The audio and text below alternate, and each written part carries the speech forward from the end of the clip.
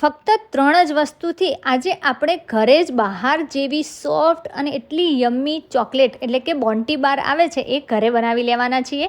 તો ચાલો recipe start કરી દઈએ. તો સૌથી પહેલાં અહીંયા એક મિક્સિંગ બાઉલની અંદર ટોપરાનું જે આપણને છીણ મળે છે રેડીમેડ એ લઈ લેવાનું છે. હવે ક્વોન્ટિટી કેટલી રાખવાની છે એ હું તમને જણાવું છું. તો અહીંયા આપણે 1.5 વાટકી જેટલું ટોપરાનું છીણ લેવાનું છે. એની સાથે ગળપણ માટે આપણે અહીંયા અડધી વાટકી કન્ડેન્સ મિલ્ક આવે છે, જે મીઠાઈ મેડ કયો કન્ડેન્સ મિલ્ક કયો, એ આપણે અડધી વાટકી લેવાની છે. તો અહીંયા આપણે 1.5 વાટકી ટોપરાનું છીણ અને અડધી વાટકી કન્ડેન્સ મિલ્ક લઈ લીધું છે. હવે આ બંનેને સારી રીતે મિક્સ કરી લેવાનું છે. અને અહીંયા આપણે અડધી વાટકી કન્ડેન્સ મિલ્ક છે એ આપણે જે ગળપણ ચોકલેટમાં આવે છે ને એના માટે એકદમ પરફેક્ટ માપ છે અને ઇનફ પણ છે, કારણ કે પછી ઉપરથી પણ ચોકલેટની કોટિંગ આવશે એટલા માટે. તો આપણે આ બંને સામગ્રીથી આપણે જ્યાં સુધી એનું ટેક્સચર છે આ રીતના લોટ બંધાય ને એ રીતનું ન થઈ જાય, એટલે કે સરસ આ રીતનું ઘાટું થઈ જાય ત્યાં સુધી આને આપણે મિક્સ કરી લેવાનું છે. તો એનું ટેક્સચર છે તમે જોઈ શકો છો, જો આના લાડવા વાળો ને તો એકદમ પરફેક્ટલી પણ વળાઈ જાય છે. તો બસ આ બંને છે એ સારી રીતે મિક્સ થઈ ગયું છે અને એનું ટેક્સચર કેવું છે તો કે હાથમાં લેશો ને તો એકદમ એ બાઇન્ડિંગ આવી જશે એમાં અને હાથમાં ચીપકશે પણ નહીં. તો જો બસ આ જ રીતનું આપણે એને મિક્સ કરી લીધું છે.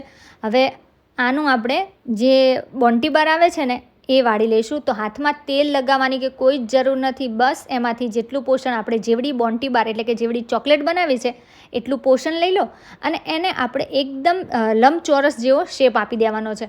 હા, અહીંયા મેં લંબચોરસ રાખ્યા છે, એટલે કે જે સિલિન્ડર શેપ આવે છે એ રાખ્યા છે. પણ તમારે જો એને રાઉન્ડ શેપ આપવો હોય ને તો તમે રાઉન્ડ શેપની પણ ચોકલેટ બનાવી શકો છો. મને પર્સનલીમાં તો જે ટોપરાવાળી કોઈ પણ ચોકલેટ આવે ને એ ખૂબ જ ભાવે છે. અને જો મારી જેમ કોઈ હશે કે જેને ટોપરાની ચોકલેટ એટલે કે નારિયેળની ચોકલેટ ખૂબ ભાવતી હશે ને તો એ તો ચોક્કસથી આ બનાવશે અને બનાવ્યા પછી મને કમેન્ટમાં પણ કહેજો કે તમારે કઈ રીતના બની. હવે આપણે જે કન્ડેન્સ મિલ્ક અને ટોપરાના છીણમાંથી ચોકલેટ છે એ બનાવી લીધી હતી એને આપણે આ રીતે બટર પેપર ઉપર રાખી દેવાની છે. હા, તમે નોર્મલી પ્લેટમાં પણ રાખી શકો છો. તો બસ હવે જે બાકી બચેલું જે બોન્ટી બારનું મિક્સચર છે એમાંથી આપણે બધી જ બોન્ટી બાર છે એ એક એક કરી અને બનાવી અને રેડી કરી લેવાની છે. તો આપણી આ ચોકલેટ છે એ રેડી થઈ ગઈ છે અને હવે 1 કલાક માટે મૂકી દઈશું ફ્રીજની અંદર, જેથી સરસ રીતે સેટ થઈ જાય. અને હવે અહીંયા મેં ઉપરનું જે ચોકલેટનું કોટ આવે છે એના માટે મેં મોર્ડેની જે ચોકલેટ આવે છે ડાર્ક ચોકલેટ કમ્પાઉન્ડ એ લઈ લીધી છે. તમે મિલ્ક ચોકલેટ પણ લઈ શકો છો અને જો થોડી ક્વોન્ટિટીમાં બનાવતા હોય ને તો તમે ડેરી મિલ્કનો પણ યુઝ કરી શકો છો. હવે અહીંયા આ બધી ચોકલેટ છે એને આપણે આ રીતના ચોપ કરી લેવાની છે, એટલે કે કટ કરી લેવાની છે. અને કટ કરતી હતી ત્યાં વચ્ચે મેં પાણી છે એને ગરમ થવા માટે મૂકી દીધું છે, જેથી આપણી ચોકલેટ મેલ્ટ કરવા માટે એ ગરમ પાણીની જરૂર પડવાની છે. તો અહીંયા આપણી ચોકલેટ છે એ કટ થઈ ગઈ છે. હવે એને એક બાઉલની અંદર ટ્રાન્સફર કરી લઈશું. મેં અહીંયા કાચનો બાઉલ લીધો છે, તમે જે સ્ટીલની તપેલી હોય ને એનો પણ યુઝ કરી શકો છો. મારી પાસે કાચનો બાઉલ હતો એટલે મેં એ લઈ લીધો છે. અને હા, આ ચોકલેટ મેલ્ટ આપણે આજે ડબલ બોઇલરથી કરવાના છીએ, ગેસ ઉપર જ. જો તમારી પાસે ઓવન માઇક્રોવેવ હોય તો તમે એમાં પણ કરી શકો છો, પણ આજે આપણે સિમ્પલ મેથડ જે ડબલ બોઇલર કહે છે ગેસ ઉપર જ આપણે એને મેલ્ટ કરી દઈશું. એટલે કે એક નીચેની તપેલીમાં પાણી ગરમ કરવા માટે મૂકીશું અને એની ઉપર બીજી તપેલી રાખી ચોકલેટ છે એને પણ મેલ્ટ કરવા માટે મૂકીશું. અને હા, એક વસ્તુનું ખાસ ધ્યાન રાખવું કે જે વાસણની અંદર તમે ચોકલેટને મેલ્ટ કરો ને એ વાસણની અંદર જરી પણ પાણીનો ભાગ ન હોવો જોઈએ, કારણ કે જો થોડું પણ પાણીનો ભાગ હશે ને ચોકલેટમાં કે વાસણની અંદર તો એ ચોકલેટ છે એ ખરાબ કરી શકે છે. તો હવે અહીંયા જો થોડી વારમાં જ આપણી ચોકલેટ છે એ સરસ રીતે મેલ્ટ થઈ ગઈ છે. હવે એને આપણે ગેસ ઉપરથી ઉતારી લઈશું અને સાઈડમાં રાખી દેવાની છે. તો તમે જોઈ શકો છો કે એકદમ કેટલી સરસ સિલ્કીનેસવાળી આપણી ચોકલેટ છે રેડી થઈ ગઈ છે. હવે આપણે જે નારિયેળની ચોકલેટવાળો બેઝ હતો એ કાઢી લેવાનો છે ફ્રીજમાંથી અને એને તમે કલાક પછી કાઢીને જોશો ને તો એકદમ સરસ ચોકલેટ જે કડક થઈ ગઈ હોય ને એ રીતના થઈ જશે.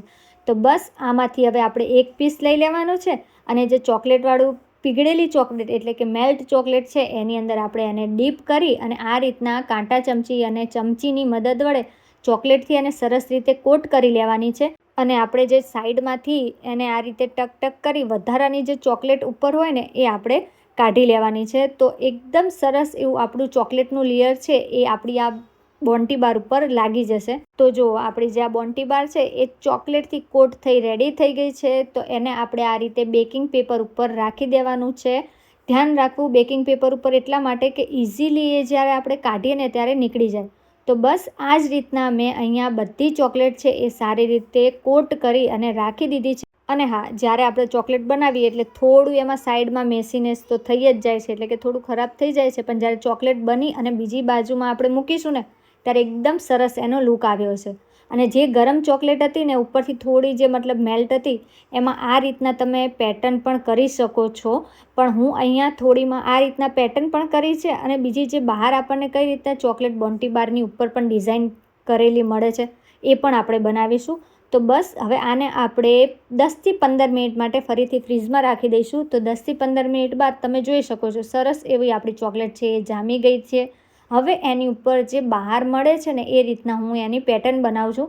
તો જે ચોકલેટ આપણે મેલ્ટ કરી હતી ને બસ એ જ ચોકલેટ મેં અહીંયા પાઇપિંગ બેગમાં ભરી છે અને દરેક ચોકલેટની ઉપર આ રીતે આપણે ઝિગઝેગ બનાવી અને એની પેટર્ન બનાવી લેવાની છે.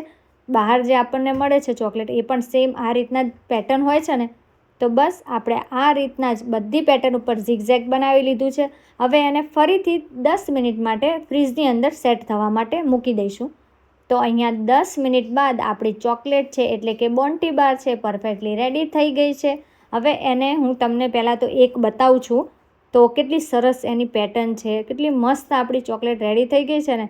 તો જો તમને આ રેસીપી ગમી હોય ને તો પ્લીઝ લાઇક કરજો, શેર કરજો અને મારી ચેનલને સબસ્ક્રાઈબ કરવાનું ભૂલતા નહીં.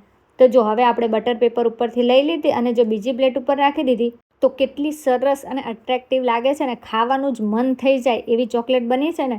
તો બસ આ જ રીતે તમે એકદમ ઇઝીલી ઘરે ચોકલેટ બનાવી શકો છો. બોન્ટી બાર જે તમે બજારમાંથી લાવો છો ને સેમ એ જ રીતના અંદરથી પણ ટેક્સચર હશે. તો છે ને એકદમ ઇઝી રીત ઘરે ચોકલેટ બનાવવાની.